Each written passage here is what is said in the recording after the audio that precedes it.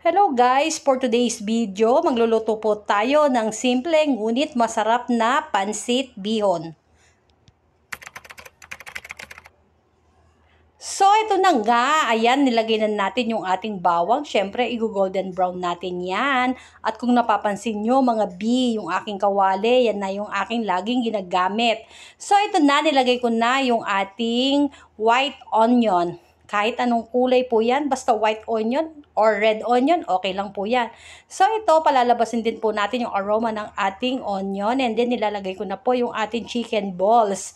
Yes, mga chicken balls po. Simple, napakasimple po ng ating lulutuin ngayon. Walang masyadong maraming sahog para naman makatipid-tipid. So, ayan, i-golden brown natin yung ating chicken balls and then yung pong hinimay-himay kong manok kanina. Ayan.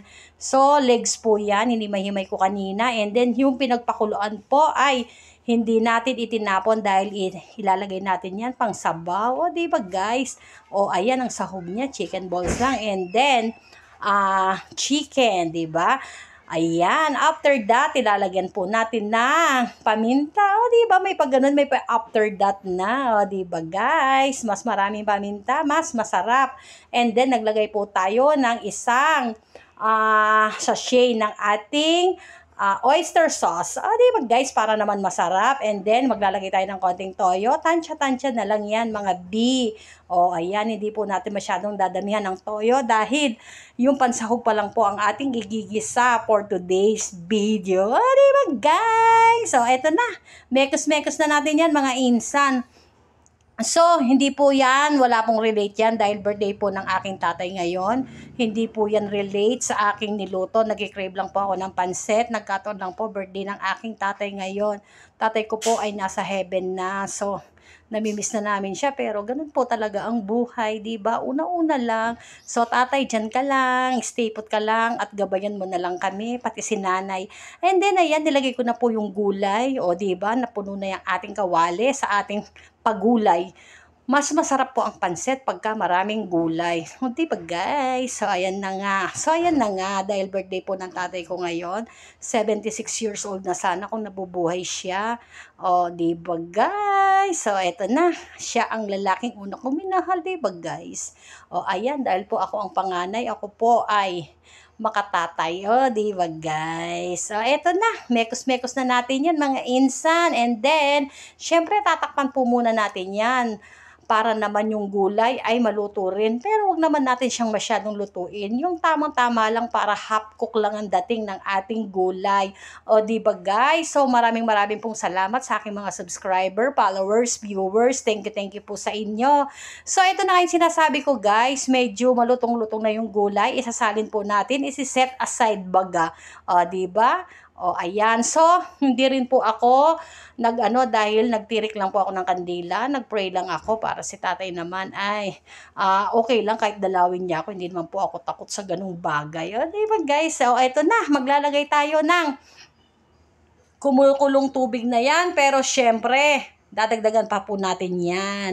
And then, after pagkapakulo na po yan, lalagyan na natin yan ulit ng toyo para naman may lasa-lasa. Pero, syempre, ano lang din yan, tansya-tansya, yung ating toyo. O, diba? Kasi may tono yung kanina. And then, maglalagay na rin tayo ng chicken cubes. Yung kanina po, sa gulay, hindi po ako naglagay ng chicken cubes. Dito na lang po pagpapakulo. And then, ayan, o, diba guys? Ayan na. Papakuloan po muna natin yan para naman mailagay na natin mamaya yung bihon. Pero syempre, konting kulo na lang yan. Naglagay pa rin ulit ako ng paminta. Mas masarap po talaga pag mas maraming paminta yung ating pansit para amoy na amoy.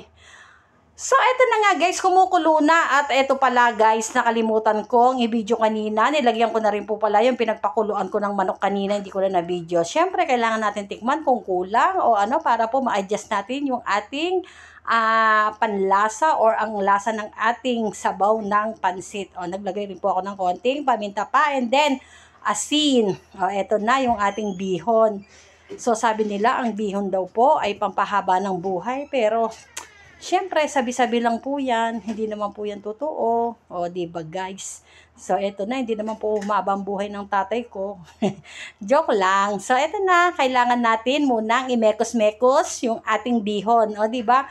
Siyempre, kailangan mas malambot. Malambot natin yung ating bihon. Pero wag naman po masyadong malambot na malambot. And then, ang gusto ko po sa bihon ay medyo may tubig-tubig pang konti. Yung parang hindi po tuyot na tuyot. So, ayan, malambot na yung ating bihon. Siyempre, isasahog na natin yung ating mga pagulay. O, di ba? Ang daming sahog, mga napakasimple po niyan. Ano lang, chicken balls and then 2 piraso po ng legs na manok and then mas marami pong gulay. So, ayan. Diba? Napakasarap po ng ating pansit and then masarap din po yan sa kanin. Pero syempre ako hindi na ako magkakanin dyan. Yan na lang, pansit. Tapos lalagyan mo po ng kalamansi. Ay, naku, sarap po. Kaya meron ka lang isang tinapay. O, ayan, partner-partner na yan, mga B, luto na po yan. So, yung usok niya talaga naman, ang bango dahil meron po yung oyster sauce, meron paminta, diba guys? Napakasarap po. Siyempre, eto na, tikiman na, titikman natin kung masarap na yung ating pansit bihon. Diba guys, ayan, isang kawali po, kalahating kilo lang yung ating niluto, pero punong-puno. O, ayan. Titikman na natin kung anong lasa ng ating pansit bihon. Yan lang po ang gusto ko sa pansit, hindi masyadong maraming toyo para naman lasang-lasa, 'di ba? Hindi lasang toyo lang. Ayan, masarap po ang pansit pag mainit. Kaya guys, kain na. Bye-bye. Salamat.